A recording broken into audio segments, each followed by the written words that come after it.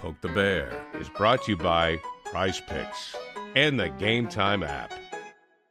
And welcome into Poke the Bear episode 300, presented by Prize Picks and Game Time Tickets. My name is Conor Ryan, and we are joined once again by the esteemed, the ever knowledgeable Ty Anderson of 98.5 The Sports Hub. Ty, how are you doing? What's going on today? How are we feeling?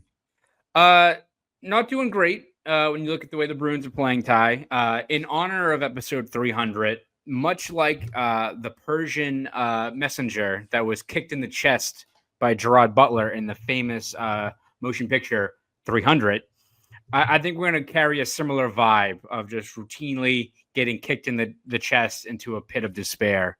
I think that's going to be the main theme I'm going to aim for to celebrate this episode, given the way the Bruins are playing. Are you in the same boat as me, or are you on a little bit of a different wavelength there? Yeah, I mean, what's good? Like, what's good to sort of talk about and to acknowledge with this team?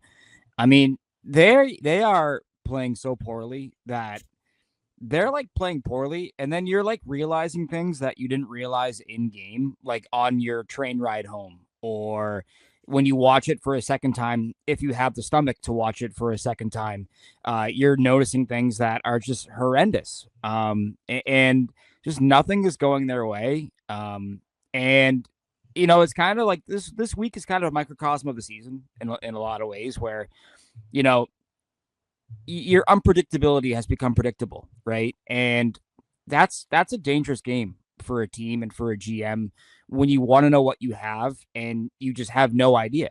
And I think Don Sweeney right now has no idea what he has. And you know, it's too late in the year to be doing this stuff. It's too late in the year to be losing to Buffalo the way you lost to Buffalo. And then you lose to Winnipeg, and it's like you're competitive, right? And in a matter of 66 seconds, you go from holy shit, good finish, most important period of the year here, to wow, what an embarrassment. Like we're still asking these questions and we're still having these problems. I think it's pretty clear what they got to do at this point. And this is just, I think this week especially, you know, like they have found a way to make it feel like tomorrow against the New York Rangers, an important game. Like it doesn't matter. Like it just, none of this matters anymore, it feels like. And it's really their own doing that they've lost the benefit of the doubt. They've earned zero trust. And here we are, just waiting for the next embarrassing, humiliating sort of loss or sequence for this team. Because right now they're never ending, it feels like. Yeah, and it almost feels like it's a testament to this team in terms of the expectations of what they've showcased so far this year, that, as you said, this whole week was not a blip or like a time in which things have bottomed out. This is par for the course of what this team has been. I think literally last week you beat those two teams in Ottawa and the Avalanche. You know, two games you gutted out after the vibes were not great, after you lose that one-sided game on the road to New Jersey. But you win those two games. Zadorov's like, oh, you guys are writing us off. Like, I want to play playoff hockey, saying all the right things. All of us are looking at that team, though, and being like, when's the next shoe going to drop? Because, like, even if you're saying all the right things, even if you have that mindset, we've seen time and time again where this team just crumbles in those situations. So losing to Buffalo, not much of a surprise. Like, embarrassing. You lose to the worst team in the East, but you drop that game in embarrassing fashion. And then, again, same as the game against Winnipeg, where you already give yourselves little margin for error, right? If you like go take care of business, beat Buffalo like you should in a game that, by the way, every team behind you or in front of you in the standings lost, so you ruined that opportunity. You fumble that game away. But if you did beat Buffalo and you lose to Winnipeg, then you're like, all right, well, you know, this team clearly kind of know what they are. They're going to struggle against these teams, but they're staying in the mix. They're staying in the picture. Then you play Winnipeg, you have no margin for error, and you just let go of the rope. And maybe every time, like I say, I'm not surprised. I'm always surprised at the manner in which they continue to let these games slip away. Like, it's a new calamity every single time, right? Of like, give up a power play goal. What is it? 11 second or, under 30 seconds after Lindholm's goal. Lohrei has the puck. Yes, 11 seconds and then 106 is when the fourth goal happens. Yeah. Yeah. So, and then you have Lorai having that awful play in front of the net. Like, they're finding new ways to carry out like the same script that we've seen time and time again. They're like the Bruins in 2024-25 are like the 48th sequel to The Land Before Time, where it's going to follow the same premise and it's pretty tired script and no one likes it, but they're going to just tweak something here and there to get you to that same endpoint in which this team is, letting these leads slip away, snowball, and just play uncompetitive hockey. So it's not surprising at this point. And because of that, I feel like everyone should be in the same boat, right? Of like, the path has to be decided at this point. Like, I don't know why they're not making any adjustments right now. They're probably rolling out the same lineup on Saturday against the Rangers, but what else do we need to see at this point? Well, I mean, and now you're seeing the worst result of all. I think in terms of the team and what's happening here is that, let's go back to that game, that January 5th game against the Islanders.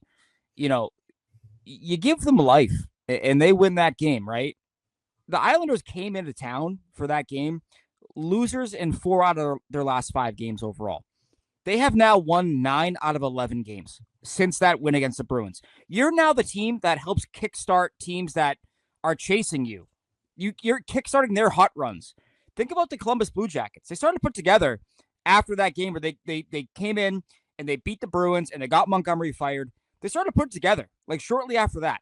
You're now the launching pad for other teams to get their game going, right? And that's another part of this that I think is really sort of, underplayed or underdiscussed, whatever you want to say. Like, they are such a mess that other teams now are licking their lips when the Bruins come to town or when they're coming to Boston. Like, that is the complete opposite of what this franchise has been for over a decade, right? That teams come in here and they feel good about coming in here. They feel good about you coming, or the Bruins coming to their building. Like, no matter what you got going on, you can rely on the Bruins to help spring your team, or and that's what sucks, right? Like now I have to look back at that win against Tampa, right, and go, well, they didn't have Braden Point. Well, the Sens didn't have, who was it? Josh Norris missed that game in Boston, right? Well, Colorado trades Mikko Rantanen and then plays the game 12 hours later. It's like, when that happens, you find ways to then, retroactively nullify your good wins, which is the biggest problem for this team right now, is that you just can't feel good about anything they're doing right now. Across the board, there's nothing to feel good about. And this is where we've talked about this in the past, right? Like, that sticky middle ground of, you're not a contender, but you're not a rebuilder. Like, this is the worst element that comes with that, is that you're like, well, you have Patras playing at least. Like there's nothing that you can feel good about right now. I think if you're the Bruins, even the thing you want to feel good about, David Pastrnak and Morgan Geekie. Okay, well, only one of those guys is signed beyond this year, and who the hell knows what's going to happen with the other guy? You know nothing about this team 53 games into the season. It's impossible. Yeah, and I think we even look at, like, listen, there have been 13, 14 games now in which the Bruins have lost by 3 or more goals, which, like, it feels like in years past it'd be like 3 or 4 that are like that, where you're like chop it up, like, burn the tape, fuck it, that's not good. Like, right. But they happened very rarely. They've happened so many times this year. But I also feel like when you look at how poorly the Bruins have played, yes, they've had a lot of really uncompetitive games against good teams, the Devils, Stars, Carolina. I feel like that loss on Tuesday was like the breaking point, right? Of like, when you look at opportunities after you declare on Saturday that, like, oh, you guys are writing us off, like, we're still playing playoff hockey, we're confident, to then go to Buffalo, a team that has been a laughingstock for over a decade now, is the worst team in the Eastern Conference, and to play like that in what should have been, again, another get-right game for your team to get rolling there. And when you look at the opportunity where you've dug yourself into such a hole where now we're not even into February, and every game Bruins fans have to look at the standings, you see that teams like Tampa Bay, Montreal, the Rangers all lose, and you submit like an uncompetitive performance in that game. Like, that's, I think has to be the worst loss of the year in terms of, if you wanted us to take you seriously, you take care of business in that game. I don't care if it's, you have to win 4-3 in overtime and it's an ugly game, what have you. You survive in advance. That's what good teams do. To no show against Buffalo, it's like, it feels like literally we're wasting our time in terms of looking at waiting for this team to prove us wrong. And listen, Ty, I would love to be proven wrong. I would love for this team to make the playoffs and have a promo of us and Evan and everyone else trashing this team for playing like crap for months on end. I would love to be featured in a promo like that. I'd love for them to prove us wrong. But what have we seen that states the case otherwise, that this team should be taken seriously? Because I don't see it. I wish I could see something. I don't. Yeah, no, the only reason you'd feel that way is that you're a fan of the team, which I'm not going to begrudge anybody for feeling that way. But, you know, you mentioned like just getting something, right? Feeling good about something. I would have taken any win over Buffalo. I go back to that late December game in 2018, Bruins at Buffalo. I think Sean Corrali wins. Sean Corrali had the OT. Yep. But that was the springboard for them. They got their shit together after that point, and it was like, okay, that was the moment. You're still waiting for that moment with this team. You know, like okay, so winning against Florida and Tampa was not the moment. Okay. Should be the moment. It's not. Okay. Beating Ottawa and Colorado, not the moment. Okay. That should be. Like, you're running out of moments where you can look at it and go, okay, you feel good. And now, Connor, even if let's say they rattle off 3 out of 4 here to go into the break. Okay, then they're going on break for 2 weeks. All right, good luck with that momentum. Good luck keeping that momentum. Like, this is the spot they've worked themselves into. And yeah, the path should be clear at this point. It should be clear what they do. They should sell. There's no, you've played 53 games. You're going to play what? Another 10 before the deadline, basically? Yeah.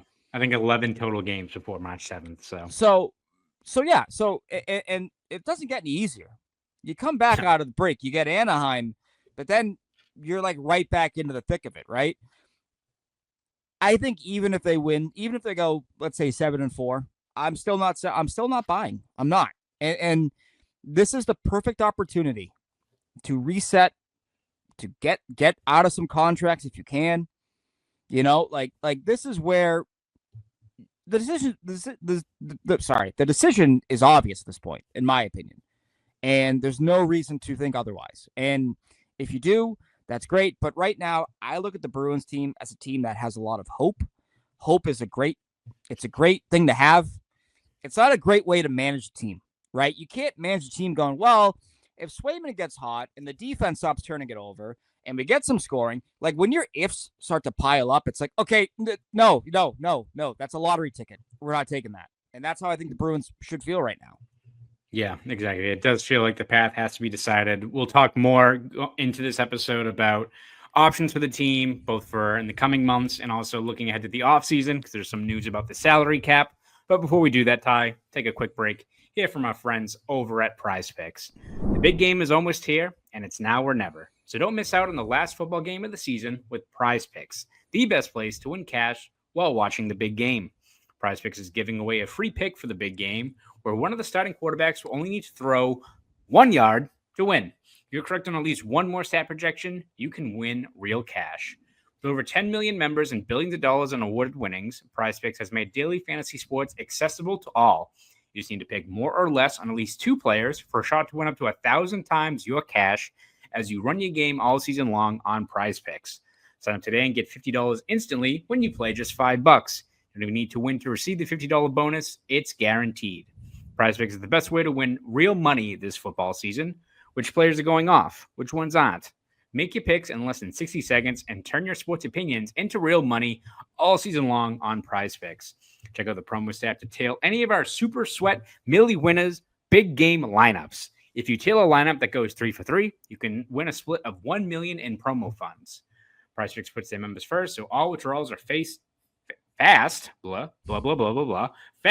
safe, and secure.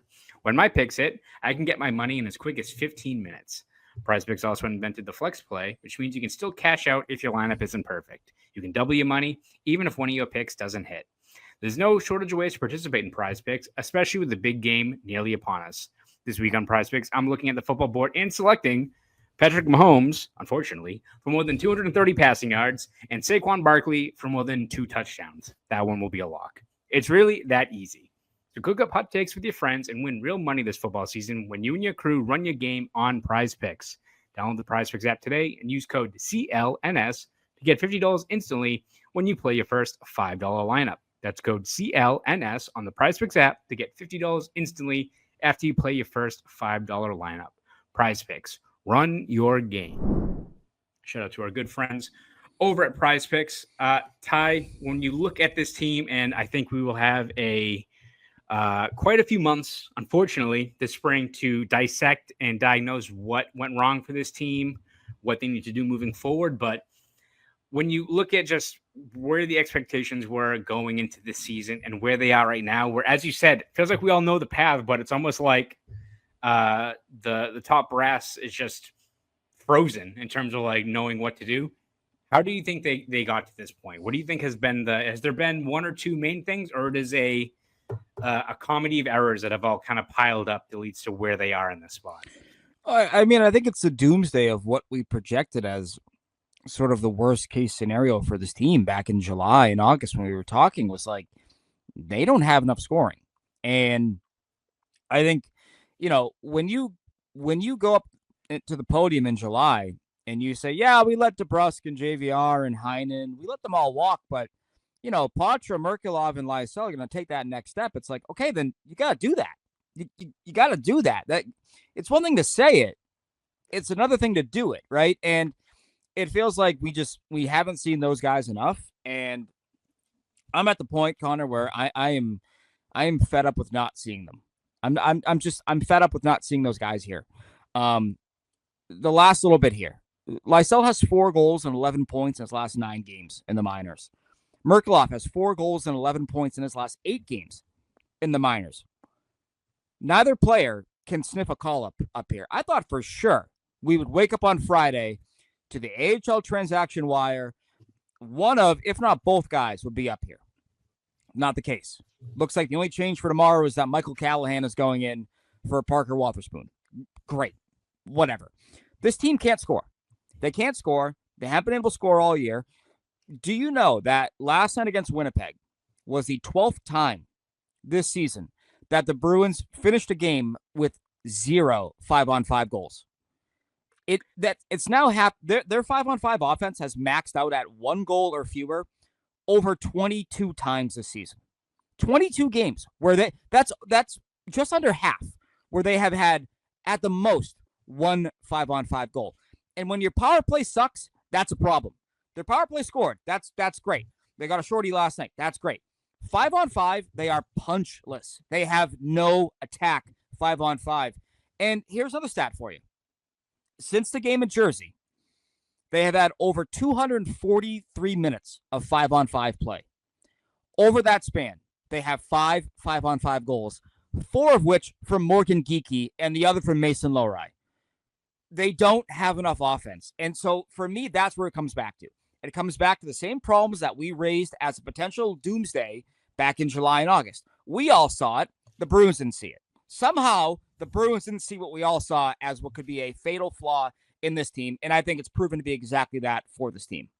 Yeah. And I even think you look at it, right, where I think the major miscalculation is this team, again, having, I think, their cranium rearranged by the Florida Panthers the last few years has just completely messed up in terms of their outlook of roster building. Is they built a team they think is good for the playoffs, but with evident holes that I think we all saw, right? Like you saw not having Jake DeBrusque there and being like, this team is short 1 or 2 middle 6 scorers at the very least, right? Like, and I think you look at those areas where this team can't score, but man, it's like tough to find like silver linings in this season because like everything has gone wrong, as you said, because I thought this team was going to be hard pressed to score, but they were going to be top 10 in PK, top 10 in goals against because your goaltending was going to be solid, and especially the defense in front of them were going to be solid.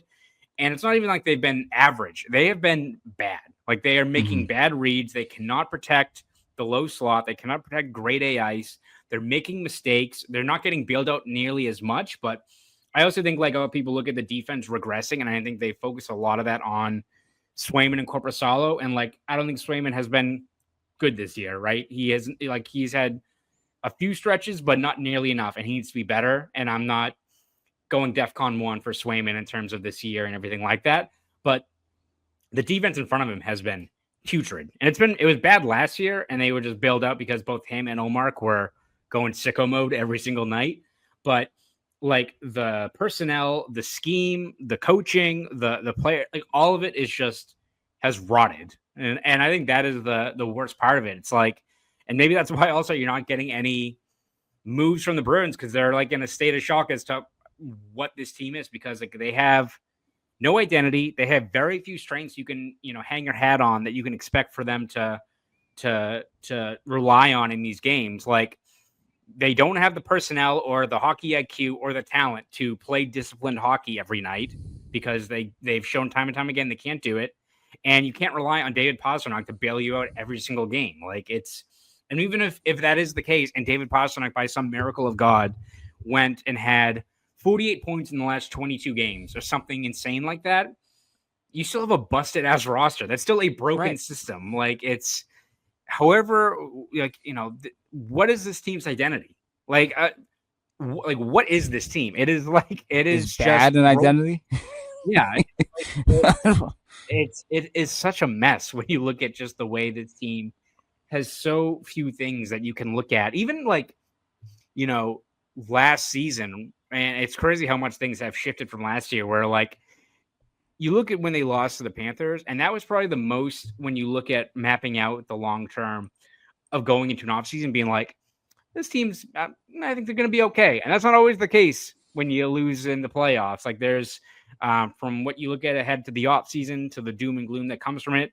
Last year, it's like, all right, you gave Florida a pretty tough series. You went around, show some resiliency, guys step up. You have a lot of players that you think are building into that next core. Swayman looks like the guy. You got a bunch of cap space.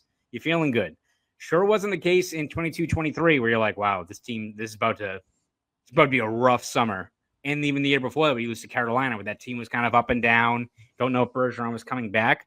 This year, it's like, all right, we got something to build upon. And now it's like, you go into this offseason, and you're like, what do I have in this team? Like, how can we retool it? And as you said, like, there's ways to do it if you're aggressive now, but it ain't going to be easy. You're not like looking at, oh, we just need to like sign Brock Besser and like, just hope for no one got to bounce back and we're good to go. Like, you got issues all across this lineup. It's not one easy fix or two or three. Like, it is a team that the guts of this roster are, you have to switch some things out because it's a mess right now. Yeah. And go back to, they built a team, and I think they were very much like, no, we'll be like how we were in 2010-11, where we had a great defense. Look at 2010-11. Like, they still had Michael Ryder, like you had him in like a third line role by the end of the year. You had Nathan Horton. You had Lucic, a prime Lucic. Marchand broke through as a rookie and was a 20 goal scorer for your team. Like that team, you still had offensive players. Yeah, you had the stout defense headlined by Chara, Seidenberg, and Boychuk and Ferentz. Like, and McQuaid broke through obviously that year as well. Like, you had those guys, yeah, but you still had players that could score and could put the puck in the net. So I think internally the Bruins would say, well, we built a team like 2010-11. No. You built a team like 1990. Like you don't have nearly enough. 90s are actually too good of a compliment for them because they made the cup final that year. But like, you built a team that was like, we're gonna win games 2-1, and then it's so illuminating when you watch them play. The sample I mentioned, right, where it's the Jersey game to the Winnipeg game last night. Look at Jersey and look at Winnipeg and look at how they outskill you on basically every line. Colorado, yeah, like you hope to break even on the shifts where Pastrnak is not out there. Like, last night, they were only creating when Pastrnak was out there. When he was off the ice, they were lucky to even gain the attacking zone. Like, they made it worse than they did a year ago. And it's so frustrating because Don Sweeney was up there on May 17th talking about how they got to help Pastrnak. They got to get more secondary scoring. They got to do this. They got to do that. And they did nothing. They did nothing to address that. They fell into the identity politics that they consider very comfortable and very safe for them and their fan base. Get big guys who can hit. Get big guys who can fight. Like, okay, that's awesome. Do you want to sell tickets? Do you want to win games? Do you want to sell jerseys and Fight Club shirts? Do you want to win hockey games? It feels like they are so obsessed with the identity of we can't get pushed around. Okay, well, now guess what? Now you're losing games 5-1, so who gives a shit if you get pushed around? You can't score. You're getting pushed around another way now. It's not physically. It's on the scoreboard. You can't hang with pretty much half the league because you don't have enough speed or skill. And so this is the problem with this team every year. And this is the big reason why I don't think Don Sweeney is as good or as bad as people on either side of the fence will say. But I'm at the point where I'm open to bringing in a whole new brain trust now, because I think that you are in way too deep with the identity of what your franchise was 50 years ago, that you've lost sight of where the game is trending now. And this is a firm belief that I have, Connor. You watch the Stanley Cup playoffs, and you're going to have teams like the Islanders and like the Blues and, like teams that, wow, they play a hard brand of hockey. But what wins at the end of the day is talent. Talent wins now. It's not, look at Vegas, look at Florida, look at the Colorado Avalanche, look at Tampa. Talent wins. Being tough, being stout, like that, those are good qualities. But you need talent, and the Bruins are woefully short on talent, in my opinion. Yeah, it almost feels like when this team and like the ownership and top brass were looking at like the identity they wanted to build, they all watched the Florida series the last 2 years, and it almost feels like they watched those games and then went on to friggin' Grok or some AI thing. It's like, what are the Florida Panthers good at? And that dipshit computer was like, and they saw like Chuck fighting Pasternak, and they're like, Florida is tough. They're very mean. They were meanie pants to you the last 2 series. You got to get big. And it's like, if you watch Florida, and they've got tough players, they've got like guys like Kachuk, and they've got guys like Bennett. We all know that. And that's like the flashy things that people notice. These guys that will bug the shit out of you and will get under your skin and all those things. And they do what needs to be done to win games. But you look at that forward core, and like, is Carter Verhaeghe like a physical player? Is like even Sam Bennett like a imposing figure? Is Evan Rodriguez an imposing guy? No, but what they have all across their lineup is guys that will skate their asses off, will hound you when you have the puck on your stick, and they have the skill that every time you fuck up, they will bury you. And they will do that time and time and time again. And that's what wins in the playoffs. You look at like guys on the Bruins who have done well in the playoffs the last couple of years, like Jake DeBrusk, not a most physical guy, but you know what? When he's on his game, and listen, I know that wasn't every single game, but why he was a pretty steady playoff guy at times for this team, because he moves his feet, he hounds pucks, and he can make plays happen when time and space and ice especially dries up in the playoffs. And when you have a team like Florida and they have those guys that have that skill, have that will to win puck battles, hound you, they will kill you that way. The Bruins, even if they want to try to win games 2-1, they don't have those opportunities. Those will sprout up with this team 2 or 3 times a game. But that 5-on-5 and at the power play, and when you don't bury them, well, you're shit out of luck. Like Florida and Vegas and all these teams generate 10 to 15 because and most of them in the playoffs is off of just forcing turnovers, picking off passes, and doing those things, doing the hard work that needs to be done to win playoff games. The Bruins just don't have the horses to do that. Like, it's not even saying like these guys are, it's the way the roster is built. Like, they can't adhere to that same style of play. If this team was to play Florida and they somehow beat them, it'd be a lot of what you saw in that Florida game down there a few weeks ago. And you'd have to be Pasternak going insane and Swayman bailing you out and just some pucks going your way like that. And that is not, again, to what you said earlier of like building your entire outlook on hope. That's not good enough. You don't have the people in place to do that. So it feels like they looked at like the flashy or just the baseline of what Florida is. You look at the NHL, you need speed, you need skill up front. And like you can have that in the frame of a 6-foot skater like a Sam Bennett or Evan Rodriguez. And if they move their fucking feet and they can force turnovers, they will make plays in the playoffs. Like it's right. This is a trend now. This is not like an outlier. The Florida hasn't reinvented the wheel, but like that's what they're good at. Yeah, and if you look at that series last year, Bruins and Panthers, like, yeah, Sam Bennett punches Brad Marchand in the face, but did Sam Bennett, was he the X factor in that series? No, it was Anton Lundell and Evan Rodriguez. One of those guys is a first-round pick. The other one is a complementary speed and skill guy who can hack it with your top-line talents and can move up the lineup in a pinch, right? Like, that's how you got beat a year ago, along with Barkov and Reinhart, who, by the way, talent.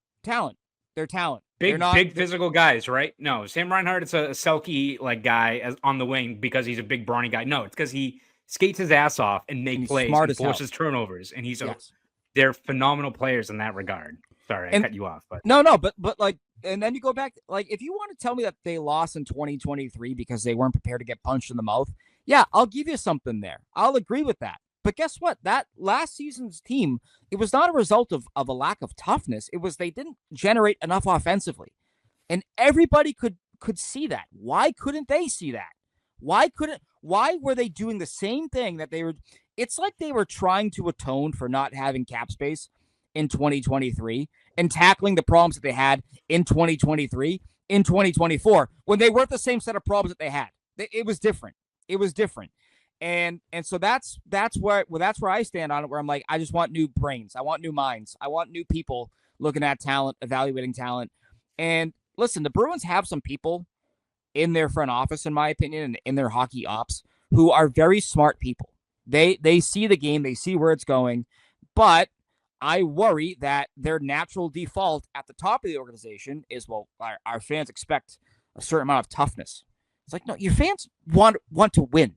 One championship in 52 years, that with each passing year looks more and more like a once-in-a-lifetime outlier on the back of Tim Thomas, more than anything else. Like, yes. Did you bully the Canucks in 2011? Yes, you did. You also had a Game 7 shutout from your goaltender. Kind of important, I think. Kind of important that you had that kind of performance in a Game 7. It's just, it's so maddening that they continue to fall into the identity of the big bad Bruins when the game continues to go further and further away from that. The Panthers were big and bad, yes, but the top of their roster had speed, skill, smarts, and talent. And that's what the Bruins need more of. They need more talent. And to your point, like, the aggressiveness of moving guys out, like, you're going to have to pull a Houdini here, I think, with a few of these kind of contracts, and hope that some team bites or that you can get fair value because, yes, the cap is going up, which we'll talk about, but it's going up for everybody, not just you. You're not the only one that's going to have cap space and weaponize that cap space. So that's going to be a challenge for them as well. Bruins going to be walking in with some Shroot bucks thinking they're going to have outbid everyone. It's like, nope, that is not how these things are going these days. You know what's funny though? Yeah. It may age some of their contracts better. Yes. It might. But at the same time, like, this is the worst spot to be in right now because, like, you have all these needs, you have talent, and you have a lot of guys that have no movement clauses, no trades, modified trade protections, and what's their reason to waive it, right? Like, what's their what? Oh, you want to trade me? Okay, well, I like it here. I built a house here, so I'm staying. Like, yeah, there's a lot of that could be on this team as well. Yeah, a lot to weigh there. Ty will look a little bit more at the offseason and what moves the Bruins need to make. Before we do that, let's take another quick break. Hear from our friends over at Game Time Tickets. The holiday season has come and gone, but rejoice, sports fans, because the NFL playoffs are in full swing, and the 2024 Patriots aren't playing. They're not very good. But if you want to grab seats to the big game, or even catch a Bruins, I don't know why you would, a Bruins or Celtics game at the Garden, you got to go with Game Time Tickets. With killer last-minute deals, all-in prices, views from your seat, and the lowest price guarantee, Game Time takes the guesswork out of buying NFL, NBA, and NHL tickets. Patriots might be done, but do you want to catch the Bruins against the Golden Knights in February? By the way, hilarious Bruce Cassidy just delivers the knockout punch to them in that game. I digress. But how about the Bruins against Vegas, or maybe the Celtics against the Mavericks in an NBA Finals rematch? Game Time Tickets has you covered. Game Time Tickets app makes it easy to sort through which specific game, concert, or other event you want to attend and shows you the best spots available to take in the action. Game Time has a new feature called Game Time Picks, which makes getting tickets to see your favorite teams play live even easier. Game Time Picks filters out the fluff to show you only incredible deals on great seats, so you don't have to waste time searching through thousands of tickets. Game Time Tickets also has you covered with the most flexible customer service policy in the ticketing industry, including event cancellation protection, 24-hour returns guarantee, job loss assurance, and on-time ticket delivery. So what are you waiting for? Take the guesswork out of buying football tickets with Game Time. Download the Game Time app, create an account, and use code CLNS for $20 off your first purchase. Terms apply. Again, create an account and redeem code CLNS for $20 off your first purchase. Download Game Time today. What time is it? Game time. Shout out once again to our good friends over at Game Time. Ty, in terms of odds and ends here, before we look at the offseason, Brad Marchand talked a little bit about the trade rumors surrounding him, and I think we've already talked at length about the usual suspects of trade targets, the Fredericks, the Andrew Peaks, the Coyles, the Carlos, like those guys even. With a guy like Marchand, at face value, it makes sense. UFA, a guy that a lot of, I think, contending teams would look at and be like, we'll give you a first, the 24th overall for a guy to add him for a run. I think there's a lot of appeal there, but what do you think the ramifications would be for the Bruins trading Marchand? Because I look at moving a guy with that voice, especially if you're the Bruins and you think that you can retool and kind of be back in the thick of things next year or so. I do think it's not as easy as this year ain't it, let's punt. And that means the captain, this isn't like the Flyers trading Giroux a few years ago, right? There's I think a lot more at play when it comes to moving a guy like Marchand and what it means for this team specifically. Yeah, I think that you look at why do they love Marchand so much beyond the obvious of being one of the greatest players in franchise history. He is the last remaining link to 2011, and the Bruins obviously cherish 2011. You look at the way that they had an alumni game at Warrior Ice Arena. Great event, great fundraiser. Nathan Hardy, that whole thing, like it's a great source of pride for the organization, and rightfully so. And they protect that era so strongly. And I think if you move on from that, okay, well, now you have a locker room full of guys that lost in 2019, the few that still remain from 2019, and guys that were part of the team that was in 2023 blew, the greatest regular season ever. And so there's value in that voice. You have new guys as well. Elias Lindholm, Nikita Zadorov still finding out where they fit in the mix, obviously. And so I think that there's an element there of to your point, we are not ready to not have that kind of voice gone from the room. I thought it was illuminating. Charlie McAvoy speaks after after Thursday's loss, and he basically says he was asked about the trade rumors and how do you keep the younger guys, how do you keep them centered? And he goes, well, I really haven't been around that much because I've been injured. It's damn. Okay, so if McAvoy's injured and Marchand's a pending UFA, who's the voice helping settle the guys down? Who is that guy? And so, yes, I know it's an injury, and McAvoy will be around more now, obviously assuming health. But if he's not there, he can't lead. He can't help. And so I think that they have some questions about guys that may not be ready to step into that spotlight. And so I think that it is an issue for this team. I think that's the biggest thing, is that guys just aren't ready. In a perfect world, do you think that Marchand would be the captain at 35 years old, 36 years old? If they had their say, not to say he's not deserving, that's a different story. He's very deserving. But if they had it their way, would they have made a player who is a tremendous leader with or without the C, and whose game is at its best when he's an antagonist? Would they have him wear the C? That's a question.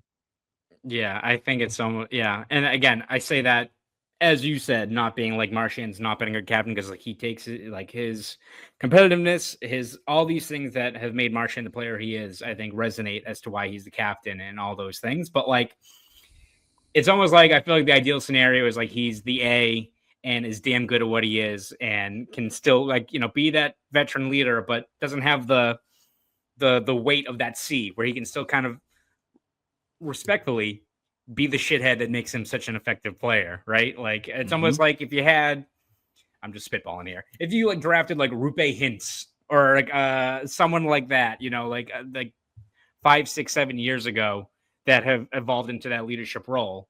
Like you could keep Marchand in where he is. But that being said, you take him out of this mix now with the roster that you have, with the decisions that you've already made. I think there is a lot of risk to that. And it's something that it makes it a tougher decision, right? Beyond the ties and the history, everything like that with Marchand. There's just the ramifications that, all right, if you are retooling and you are thinking you can make some moves and get right back at it next year or another year, there is risk involved with moving a guy like him out of the room. That I'm not saying he leaves and all of a sudden everything is splintered, but when you look at this team and the fact they don't have an identity really right now, upheaving, overhauling the one guy that has been a constant who, in terms of his demeanor, yes, maybe he's not the top line player he used to be, but the presence he still has and the leadership is still something that's valued. And you look at just the departures his team has had, and we're not even talking about Chara and Bergeron and Krejci, but we talked about this yesterday, the amount of just veterans, NHL veterans who've been here, who've been in these spots where they've been through the ups and downs. They've maybe have played for shittier teams where stuff isn't going right, knowing what to say. How far would this team be without, with a guy like Pat Maroon or a Foligno or a Shattenkirk? Not saying that on the ice this team would all of a sudden be first in the Atlantic because those guys are out there, but you are missing, I think, some of those veteran guys who can have a presence. Kevin Shattenkirk, the end of last season, was on his last legs. He retired after a great career, but that was his last season. After that game against Toronto, what did everyone talk about? Was Kevin Shattenkirk in the speech he gave before the thing. And I'm sure people can look at that and be like, whatever. They're, gassing up the guy or anything like that. That matters in the playoffs in hockey with those guys and the presence they can have in a room where it's the best team is how you can best control chaos for 60 minutes, night in and night out. Right. Those guys have a lot of value. And I think taking Marchand out of that mix, where the team goes from there, even if you add talent and you make some moves, the structure of the team and the identity and the presence, that is something that you'd have to contend with, I think, if you do move from Marchand. Yeah, and just the loss of leadership the last 2 years, it's staggering. It really is. Like Taylor Hall was a guy who was finding his voice as a leader. And Taylor Hall was sort of the example of hey man, I'm buying in, so everyone's got to buy in. I'm third line 35-point guy when I could go to another team and have 75 points right now. Right. Dmitry Orlov was a guy who led by example. He was a player who his style was something that players could rally around. Let's go back to even just last, Nick Foligno obviously goes without saying, that same year. Let's go back just last year, though. You mentioned Shattenkirk. You mentioned Pat Maroon. What about JVR? A guy who over 1,000 games in the league, has been on all sorts of teams, cup teams, rebuilding teams, all of that. Another guy, in my opinion, is Linus Ullmark. Linus Ullmark was a guy who I think his demeanor, his personality, steady. He kept guys loose, but there was an element there of Linus being Linus was a fiercely loyal teammate. And I think that kind of got lost sometimes just because of how he would, he didn't seem like he was, all that. But if you had a question about something that he even thought slightly, shit on a teammate, he would shoot it down. Yeah. And I think when times are tough, you need that kind of guy. Right. And I think they have some guys that just either their voices aren't ready for it or they don't carry as much weight as they, would like, or the Bruins would like. You were talking about Marchand, right? And him wearing the C versus wearing an A. I and this is not the great example this season, I understand, but Chris Kreider, the guy wears an A. He doesn't have to wear the C to be an absolute badass MFer for the Rangers. A lead by example type. You watch how he reacts when he scores a goal and you see him coming in the lineup, you're shit, here we go. You're in for a tough night with a guy like that. That's kind of Marchand, in my opinion, a different brand of hockey, yes, but ultimately a guy who, defensemen see him coming and they're like, oh, I'm in for it tonight. Like, can he still go to that level when he's wearing the cap, when he's wearing the C? Like, again, it's not a knock on him. It's just, you wonder if the Bruins wish that they had another guy in there that could maybe take some of that pressure off Marchand, because, I wrote about this for the 98.5sportshub.com. Like, it feels like Marchand is feeling the pressure of everything right now. He takes 3 penalties in that Thursday game. They're all a product of him trying to get the team going, right? And he scores a power play goal. But he's 36. He doesn't have a contract beyond this year. Like, there's a level, like to your point, there's a level that he's probably best served as a second line energy guy, like scorer, but really is like, hey man, we're flat. Get going here. Deliver a hit. It's hard when you're the captain and like still a top 2 player on the team, in my opinion. Yeah, no, exactly. And it is a tough spot to be in, and one of the Bruins will have to weigh. In terms of 2011 guys, Zdeno Chara reportedly is back with the Bruins in a advisor role. Don't know what exactly the role is going to be. Knowing, covering him for at least the last couple of years, Chara is not a guy that does things half measure wise. Like, I don't think he's a guy that's just going to be showing up at the golf courses, shaking hands and going to fundraisers. Like, this is a guy that I think can play an active role in terms of being part of either the front office or something like that. Before we kind of know the main details of what his role will be, though, I think I look at what Chara brings and the intensity and the culture that he set. That's a guy I think you want being part of. If it's the next wave of leadership, I think that's a guy that's exacting, that is knows what I think what wins in today's NHL. I think it's a mind you want to have as you're trying to build whatever this next group can be. Yeah, and Chara's a guy, he's a culture guy, and he's a guy who, he's even been involved with like his kids, his kids playing hockey, teaching them, the way the game should be played, the way that you should treat people within the game. Like it's a culture hire, and maintain that culture and that sort of what it takes, that commitment to winning. So there's that part of it, which I like. Chara, I mean, he's always seemed like a guy who would come back to hockey in some fashion. We'll see the level at which he wants to be involved. He's 47, which is already, it's kind of wild, but then you realize he played till he was 45. So it's like, oh yeah, that actually tracks. But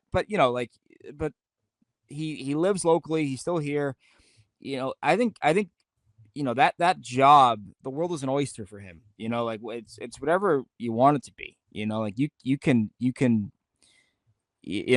go out, you can be the GM if you want, you can be the team president, like down the road, like whatever the case may be. Like I look at Cam Neely, right? Cam Neely came in, what was that, 07, 08, and he was a vice president. And then by 2010 or 2009, he was a team president, right? So like you step in and this is the start of it, right? And so I like the idea. I like it.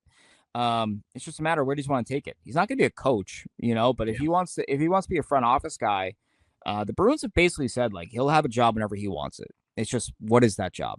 I don't hate the idea of bringing him in. I don't hate the idea of bringing, again, just a guy who understands where the game is going, understands the physical tools and whatnot, and what you need as well. And I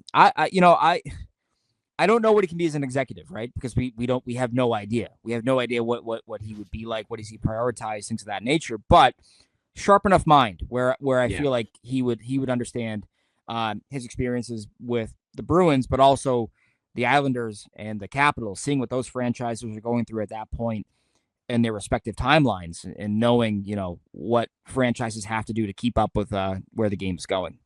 Yeah, exactly. I will be fascinated to see where he fits into that role and what he does in terms of maybe building this next kind of group and what his input could be. But a good resource. He's probably going to be the GM. Like he'll probably be the GM down the road. Like I would imagine that's like that's kind of how these things tend to go. You bring a guy in, he spends X amount of time, doing this or that, learning the job, learning the ins and the outs, and then they become a GM or an assistant GM. I mean, look at Vancouver, right? Like look at Vancouver's leadership structure, where you have Rutherford at the top, and you have the GM, Alvin, and then but you have the Yep. Sedins as like legit contributors. Look at Luongo in Florida, same kind of deal. You have all these guys like they come in as an advisor and then they become like the damn second in command before you even know it, you know, and that's probably where it's going to trend. I would imagine for a guy like Chara, he's not going to come in to be like, oh, I like that penalty killer, go trade for him. No, he's going to come in with legit say, I would imagine. Yeah, no, exactly. So curious to see where that goes and if we get more clarity in the months ahead. Before we wrap things up, I think we'll talk quite a bit the rest of this year about the cap space. If you haven't heard, cap's supposed to jump up to what 95.5 million from 88 million. So a huge jump, and it's going to keep on going. They project 104 million in 26-27 and 113.5 million in 27-28. So we won't get caught up into targets and all those things, but I think it just hammers home the point that I say two things for me. One, a lot of people are going to get paid a lot of money. So it's not like, again, as you said, it's all going to be, you could just, oh, we want Jack Eichel and we want this guy and like we can now get Ranson in this year. Like that's not going to be the case. Like contracts are going to be pretty nutty, but I also think for the Bruins, where you're in this year, where everything has gone wrong, again, if you go in with a plan of selling off assets now, getting draft picks, all of a sudden, I think right now the Bruins are currently set to have the 13th pick in the draft. If you can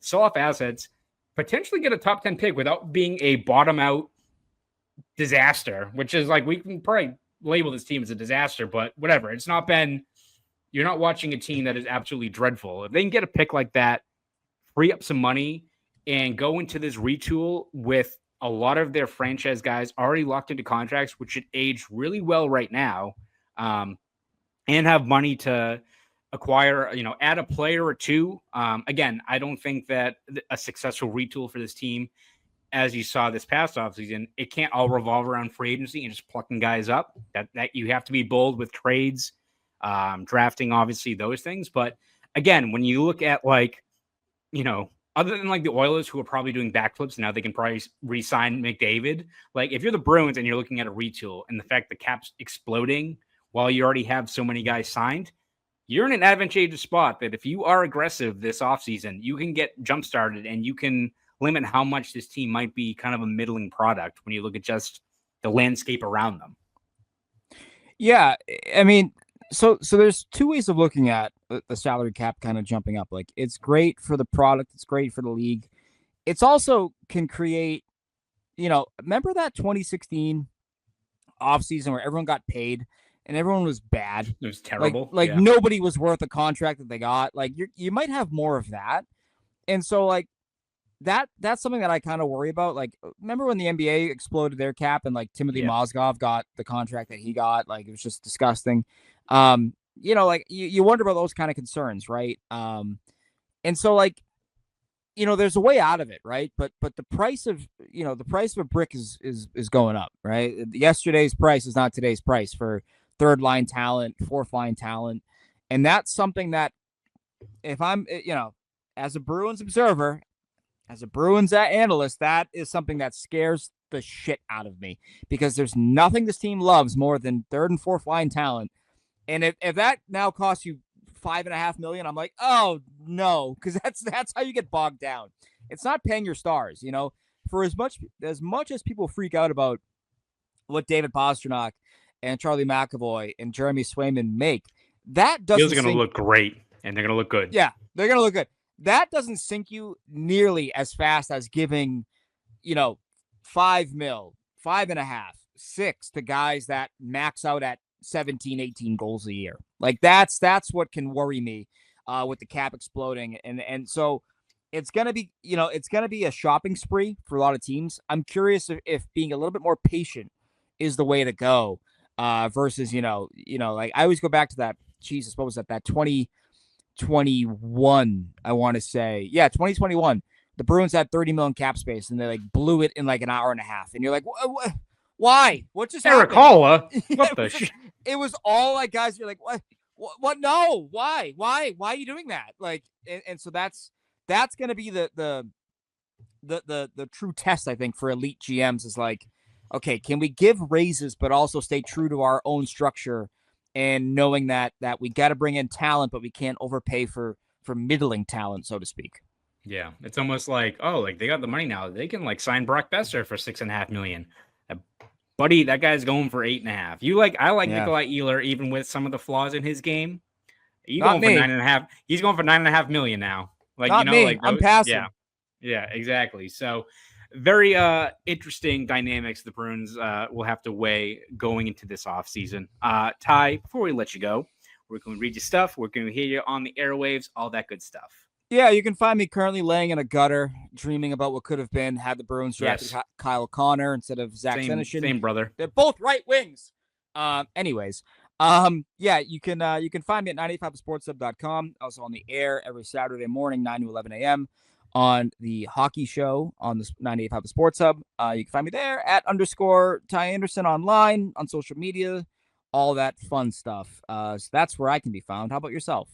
Yeah, you can read my stuff over at Boston.com and the Boston Globe. We'll have you covered every step of the way this season with recaps, features, columns, breakdowns, and more going into this offseason, which should be a very busy summer for the Boston Bruins. And if you want to follow me on Twitter, X, whatever you call it these days, you can at Conor Ryan _93.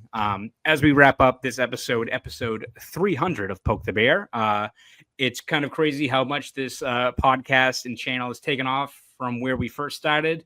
Unfortunately, this season has not gone according to plan, but from the good and the bad, been a lot more bad than good this year.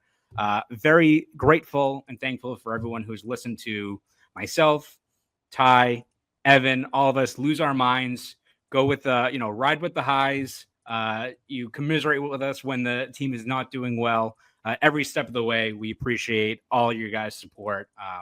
Very thankful. As crazy as hockey can be, especially in this market, we don't take for granted how passionate and vocal and supportive and riled up this fan base can be.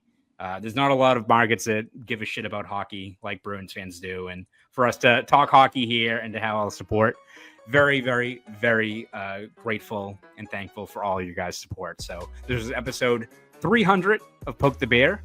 I'm Conor Ryan. That's Ty Anderson. You fans have a great rest of your week.